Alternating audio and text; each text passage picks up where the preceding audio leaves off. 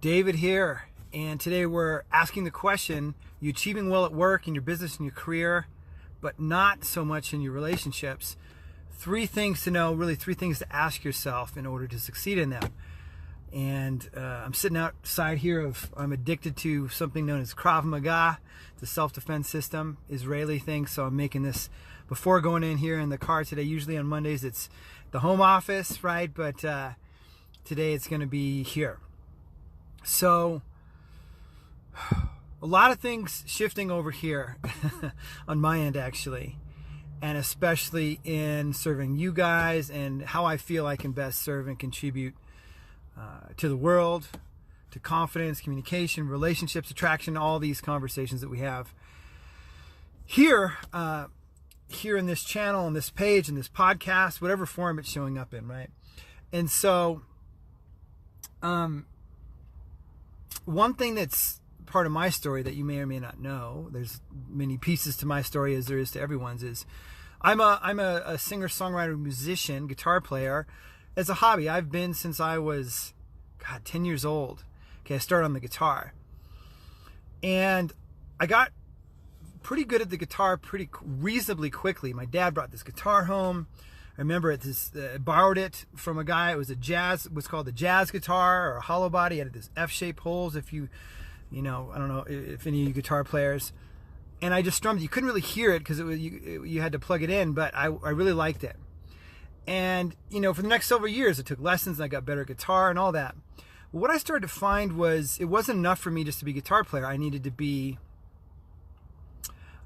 to start singing. I needed to express myself differently. And what I found was I started to sing and write songs and write lyrics. Okay. And I was not a very good communicator. Okay.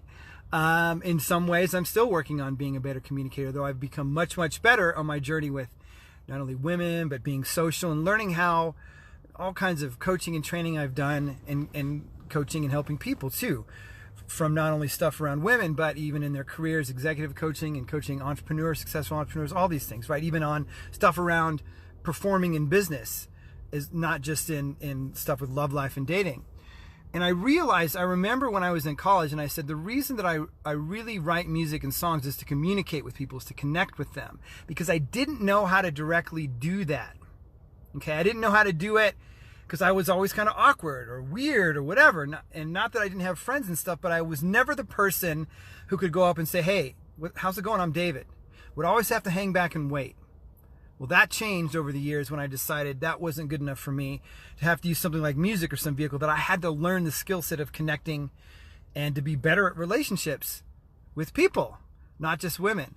And so, as I constantly say to my clients, this is about being good with people, being good in communication and giving in your communication and your energy with people, not just women, okay? That's why this journey is so much about you, right? You guys, me, whoever is the center of our relationships. And you notice here I'm talking about relationships a little more in general. Well, of course, relationships with women are, key, is what you're here to really, excel and advance and have what you want. And so I want to pose to you three questions here that I'd like you to type the answers down to, okay? That I really think will help you move forward in having what you want in your relationships with women. And so the first one is, what is it in your heart of hearts that you truly desire in your relationships with women? And this is deep down, not just superficial level. Sure, it can include looks and how she looks and how the sex is and all that. It should. But what is it you really want? And not only that, what is it about you that you really want to shift or change? Because there's the saying, I think it really comes from Einstein, it seems so strange, is that, doing the same thing over and over and expecting a different result is the definition of, at the low level, the lightest level, it's neuroticism. At the highest level, it's insanity, right? Doing the same thing over and over and expecting a different result. So you have to become different. You have to do things differently. Things have to change on your end. So there's something on your end. So yes, you can talk about the woman and what you want and all that, but what about in you as well as part of that, okay? So what is it that you want in your heart of hearts to achieve in your relationships with women, which includes how you show up, what you need to do differently, okay? The second thing is, where are you at now? Being dead honest with yourself. Where are you at currently in your relationship with women? Not only that, where are you at personally? It's like two-part question on the first one. What do you want? What do you want with women and how you want that relationship to be? And then what do you want to be different in you? Because something's got to be different in you. So on the second question, same thing. Where are you at with women, your relationships, even social? I would like you to, people in there, I would like you to throw that in. And then also go, okay, well, where am I at with that? So it's like a contrast, right? Question 1 is where you want to be. And question 2 is where you're at. It's kind of like making a map, if you can see that, right? That's the second question. Make sense? And the third question is,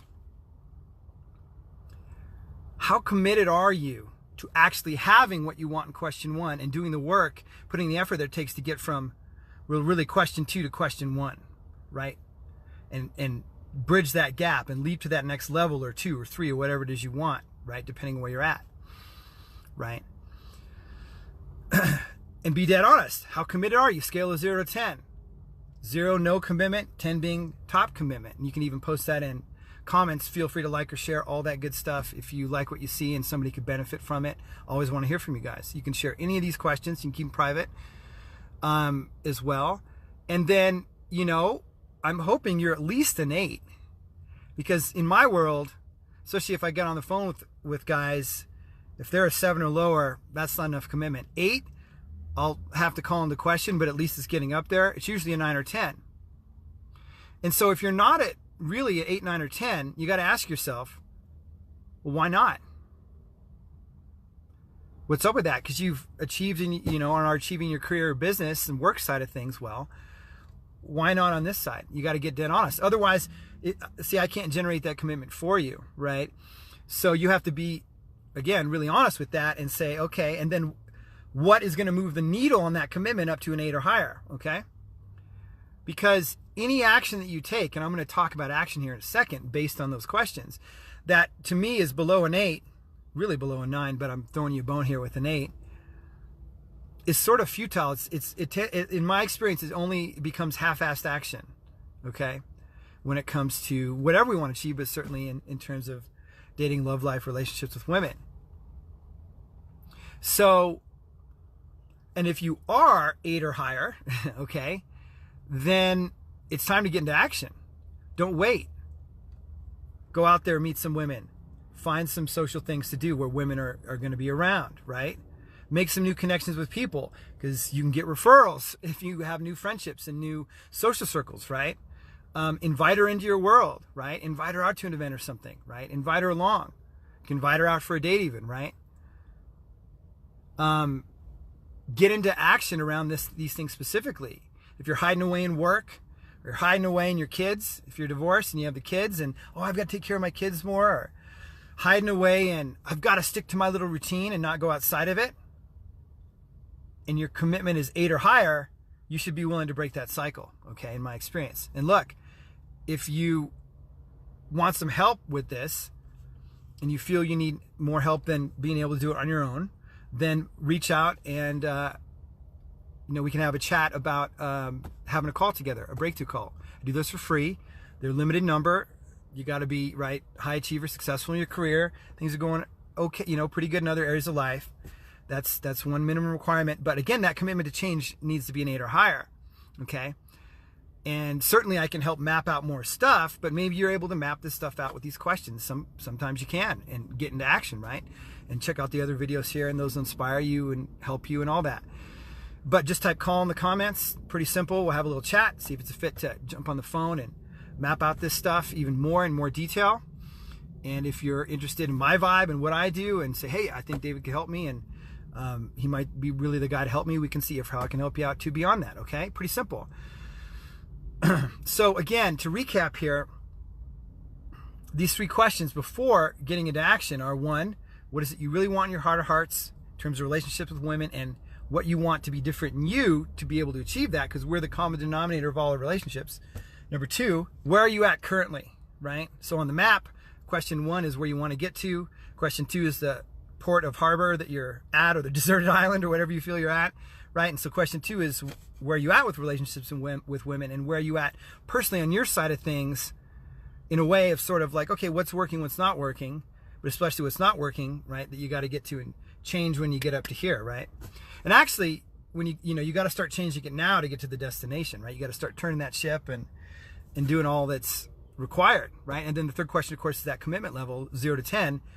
If you're 8 or lower than an 8, let's say, less than 8, then you got to call into question, why is that, and what is it going to take to get your commitment level up to 8 or higher? Because then you're really ready to have what you want. It's truly a 9 or higher, but I'm being a little easy on you guys today. Some days I'm tougher love.